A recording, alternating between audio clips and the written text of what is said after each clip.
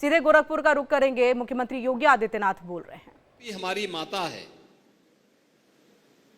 तो मां के साथ कोई भी सुयोग्य पुत्र किसी भी प्रकार की छेड़छाड़ और अराजकता को बर्दाश्त नहीं कर सकता है।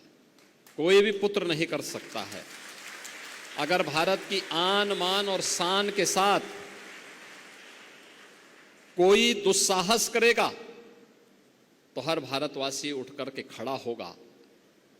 और यही तो प्रभु श्री राम ने हम सबको कहा था। उनका उपदेश इसी बात को लेकर के, जब उन्होंने जंगलों वन के दिनों में, जब वनवास उनको हुआ वन के अंदर, और उस समय की भारत की सबसे बड़ी चुनौती जो थी, वे जो राक्षस थे, रावण के राक्षस थे, उन राक्षसों के उत्पात के बारे में, उनके उपद्रव के बारे में जब उनके सामने इस बात को रखा था तो उन्होंने एक ही संकल्प लिया था। तब उन्होंने कहा था, भारत की विद्वत शक्ति के सामने उस समय उन्होंने एक ही संकल्प लिया था, निस्सरहीन करो मई मुझ उठाए प्रण कीन। यानी एक ही प्रण किया था कि मैं इन राक्षसों को पूरी तरह समाप्त करके इस धरती को राक्षस विहीन करूंगा। ये राक्षस विहीन करने का मतलब उन उपद्रवी तत्वों को जो हमारी राष्ट्र की सुरक्षा में सेंध लगा रहे हैं, इनसे अपने राष्ट्र को मुक्ति दिलाऊंगा। यह संकल्प राम राज्य की आधारशिला बनी थी। याद रखना, राम राज्य एक आदर्श व्यवस्था है, राज की, शासन की आदर्श व्यवस्था, जिसमें किसी भी प्रकार का कोई दुख, कोई रोग, कोई शोक, कोई संताप, जिसके लिए कोई स्थान नहीं।